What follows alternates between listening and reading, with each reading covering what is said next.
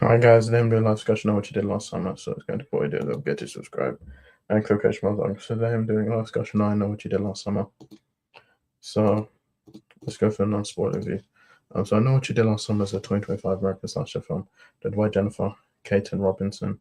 It's the fourth installment in the I Know What You Did Last Summer franchise and the sequel to I Still Know What You Did Last Summer. The film stars Madeline Klein, Sue Wonder, Jonah Hauer-King, Tariq Withers, Sarah Pigeon, Billy Campbell, Gabriel Bechtel, and Austin Nichols, with Freddie Prinze Jr., Jennifer Love Hewitt, Sarah Michelle Gellar, and Brandy Norwood from the first and second film, respectively, appearing cameos. The plot takes place 27 years after the Tower Bay murders, when another hook-wielding killer appears and begins targeting a group of friends. One year after they covered up a car crash in which they supposedly killed someone. I know what you know. Someone. Okay, let's be honest. I know this franchise. Like, the first one came out in 1997. It was clearly banking off the success of Scream. I thought it was okay. The second one was terrible, was abysmal. The third one, I always know what you did last summer, was terrible. Then we had the TV show, which lasted one season. They canceled. I did a review on it last Saturday. That pretty much fell in obscurity. I don't think people watched that one or even remember it. So then here we are with the first movie, which horror movies now getting sequels, reboots, remakes. This one's a continuation, and yeah, it pretty much continues with the second one. It doesn't really, like, the third one is not really. I watched it. The thing with the trailers, it looks so much like Scream 2022, Scream 5. It came off like that. And I watched it. It was fine. This one, Jennifer Kaytin Robinson, she did Someone Great, it was on Netflix I liked, and Do Revenge, which I really liked as well. I think she did a good job with this movie. The new cast, I think Madeline Klein knew her from Outer Banks and Garsong and Eyes Up Mystery. Sue Wonders I know from Bodies, Boy Generation and The Studio.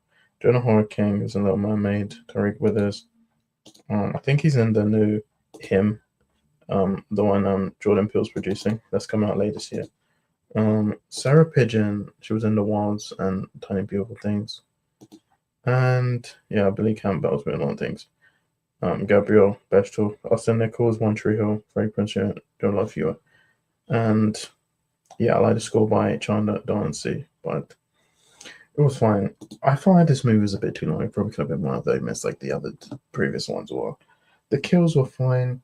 The twist, I was kind of surprised I didn't see it coming, and it was fine. I give it 6 out of 10. When I watch it again, maybe not. Maybe if it comes DVD or streaming, I'll watch it, but okay, let's go for the spoilers. Now, the spoilers, you haven't seen a click away come back. So, on 4th of July weekend, Ava Brooks returns to her hometown of Southport in North Carolina for her friend Danica Rich's engagement party. After the party, Ava's boyfriend Milo, and Danica's fiance Teddy Spencer decide to take a drive to see the town fireworks.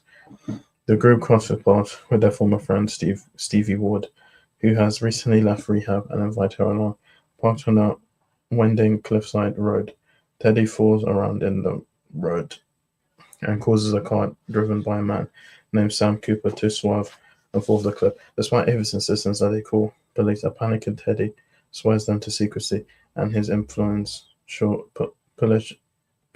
politician father Grant cover up the accident. 1 year later, Ava returns to Southport for Danica's bridal shower, celebrating her engagement to her new fiancé Wyatt. Ava reunites with Milo and Stevie and has an encounter with true crime podcaster Tyler Trevino, who is in town to research the infamous Southport massacre, the 1970 initiated by homicide fisherman Ben Willis. At the party, Danica receives a handwritten note with the message, "I know what you did last summer," spooking her.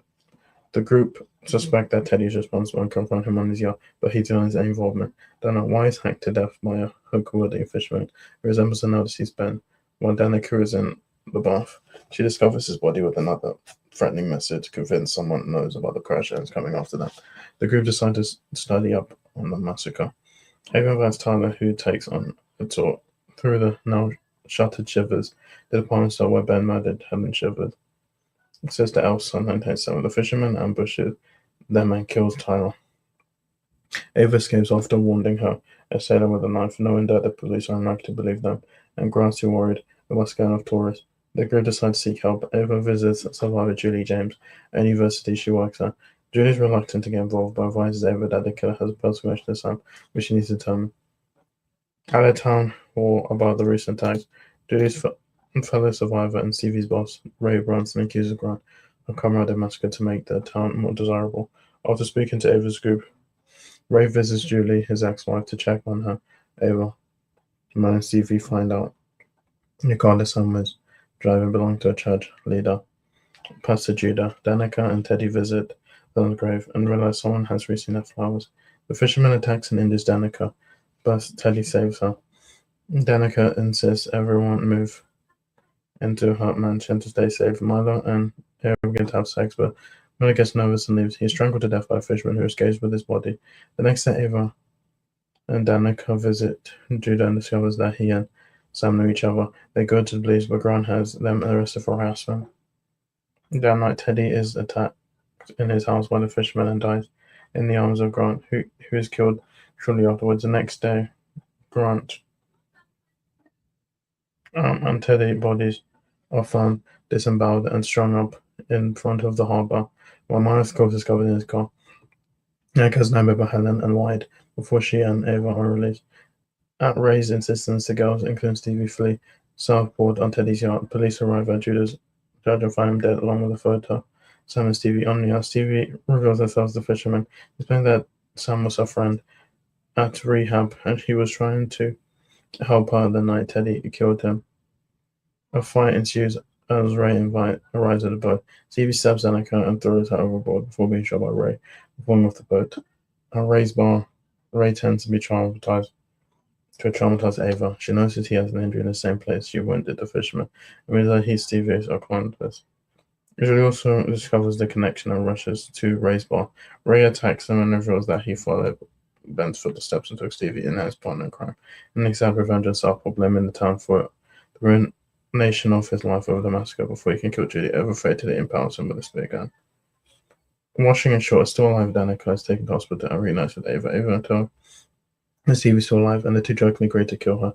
In the post-credit scene, Carla Wilson is visited by Julie, who receives a note that saying it isn't over, with a picture of the two circled and cross out regretting, and agrees unhesitantly to help her try to pass. Which I'm happy they brought back Brandy, which is kind of sad. Summer Naughty Little Summer 5. They all have the same plot. 1, 3, and then this movie. 2 is kind of a different plot. And that's pretty much it. It was okay. Give 6 out of 10. If I was to rank them, I'll go with the first one, the fourth one, the third one, and the second one. Now this week I will be doing on Friday I'll be doing the Fantastic Four First Steps, and then on Saturday I'll be doing the Bad Guys 2. Guys, so much. I'll be my next one. Bye.